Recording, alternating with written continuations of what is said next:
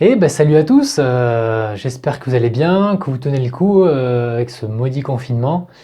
Moi j'ai fait quelques saisons de gonflage mais le ciel commence vraiment à me manquer. En vrai, j'en peux plus quoi. En plus il fait super beau, hein. Bon c'est normal, c'est le confinement, à chaque fois il fait beau. J'espère qu'il restera quelques jours de beau temps après. Bon, allez, pour prendre l'air, je vais vous partager quelques émotions de vol. Aujourd'hui, vous allez voir de belles images, mais aussi, comme vous avez pu voir sur la miniature, je vais vous parler aussi un petit peu du mental en parapente, hein. C'est un aspect assez important. Donc, je vous mets dans le contexte. Fin octobre, j'étais parti en vacances à Chamonix. Du coup, c'était pour moi l'occasion, quoi. Aller voler là-bas, survoler la vallée, voir les glaciers, et si possible, s'approcher du glacier des Bossons. En drone, j'ai déjà fait le survol de glacier, mais en parapente, j'en rêvais vraiment depuis pas mal d'années. Alors les premiers jours, les conditions sont top. J'observe les pilotes voler, comment ils atterrissent. Le terrain à plan bois, il n'est pas immense, et puis la brise de vallée, elle peut être assez forte dans l'après-midi. J'ai vu plusieurs fois des pilotes passer au ras de la ligne des arbres au fond du terrain, et à des moments, ils étaient complètement scotchés par la brise. Alors je me méfie, je prends le maximum d'informations, je me renseigne auprès des pilotes, et puis bah, c'est le moment de tenter ma chance. Alors si les conditions, elles étaient vraiment parfaites les 2 jours précédents, là ce jour-là c'était pas évident. Le site fonctionne en sud et ouest, en nord c'est pas trop possible sur le décollage principal. Et ce jour-là justement il y a du nord toute la journée, mais dans l'après-midi avec le soleil, la balise elle commence à tourner et ça devient favorable. Mais j'arrive un peu tard au téléphérique, je suis dans la dernière remontée avec 2 autres pilotes locaux. Bon, je suis assez confiant, hein, mais bon, c'est pas forcément gagné que les conditions elles se maintiennent suffisamment longtemps.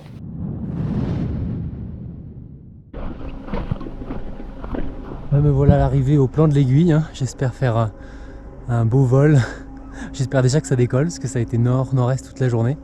C'est en train de passer sud, mais il y a un petit voile, alors voilà, on verra quoi. Le déco il est là, bon, on n'est pas les seuls à avoir tenté la dernière remontée. Ce qu'il y a, c'est que si ça décolle pas, bah, faut descendre à pied quoi. Ou alors il y a peut-être une dernière navette à 16h30.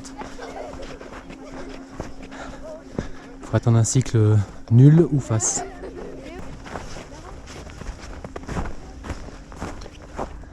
Voilà le déco. Bon, on arrive au déco, hein. Sur les 2 pilotes, le plus rapide il s'équipe super vite et puis il décolle tout de suite. Mais 5 minutes après, le voile il arrive et ça change tout.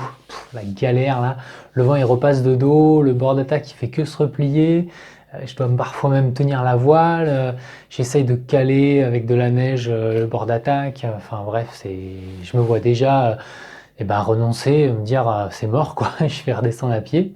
À ma droite, l'autre pilote, il attend comme moi un cycle vent nul. C'est peut-être pas perdu. Et puis au bout de longues minutes, on sent enfin quelques cycles plutôt calmes. Alors il faudra vraiment pas laisser passer les rares créneaux encore possibles et se préparer à courir très vite. En tout cas, dans ma tête, ça bouillonne dans tous les sens. Qu'est-ce que je fais? Mais quelle folie! Renonce, les conditions ont changé. C'est pas une bonne idée. En même temps, si j'attends un cycle calme, ça peut passer. Non, c'est trop risqué. Redescends à pied. Allez, concentre-toi. Tu vas y arriver.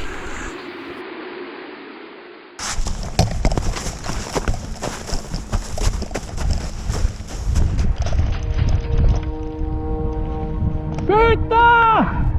Ça y est, bordel! On est pas à pied là! Le stress, la pression accumulée, je les expulse en criant toutes mes forces. Là, je peux enfin profiter de mon vol. Et voilà, je suis pas le seul à avoir décollé, ça y est! Oh là là, quel voile nuageux de merde! Oh, fallait sentir le bon moment, hein. Putain, c'était long! Bon, on va aller voir un peu le glacier là-bas. Après, on reviendra.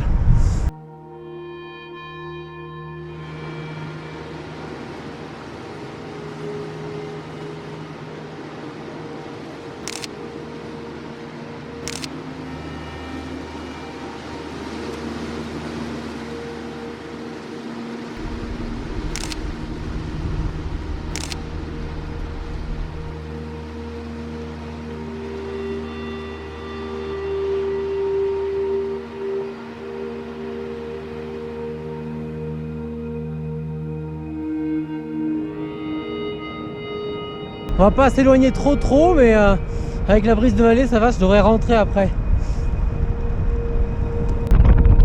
Oh, regardez-moi le glacier des Bossons là.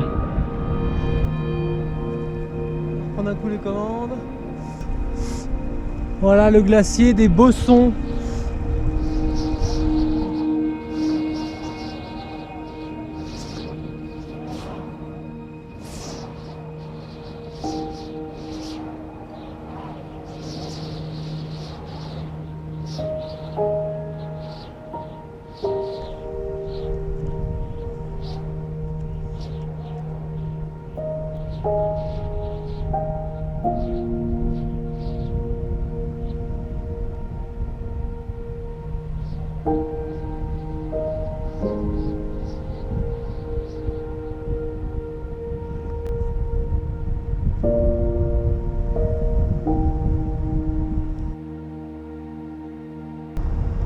De merde, c'était hier soir le bon créneau.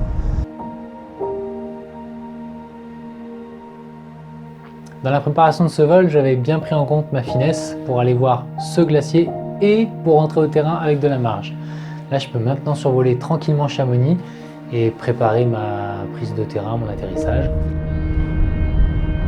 Bon bah le terrain il est là. Est-ce qu'il y a beaucoup de brise de vallée? J'ai pas l'impression parce que la voile rouge elle file à toute allure dans ce sens-là.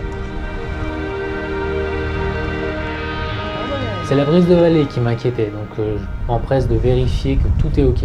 On va se mettre face à la vallée, on va regarder si on est très contré ou pas. Il n'y a pas une grosse brise de vallée aujourd'hui, ça va.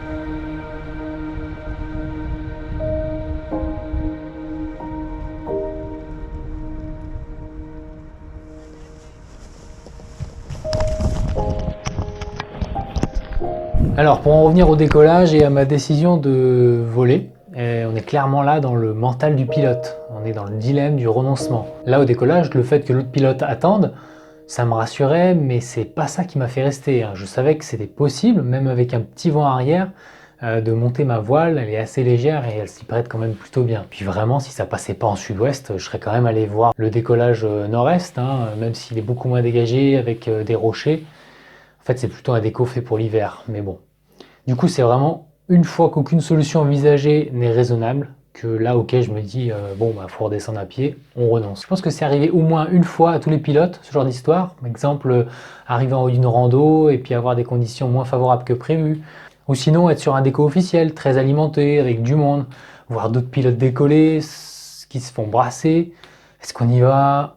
Oui, mais si les autres volent, ça doit être bon, peut-être. Stop!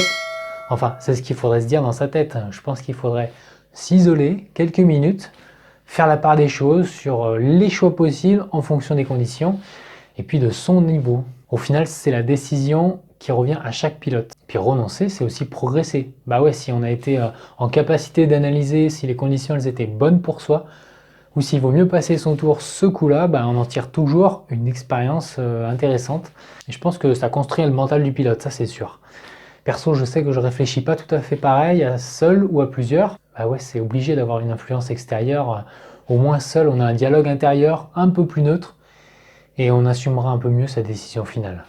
Dites-moi en commentaire votre expérience du renoncement, ça peut être assez intéressant de partager quelques anecdotes. La prochaine vidéo, ça sera mon dernier vol avant confinement. Là aussi, il y a une belle surprise. Alors abonnez-vous, mettez la cloche, les notifications.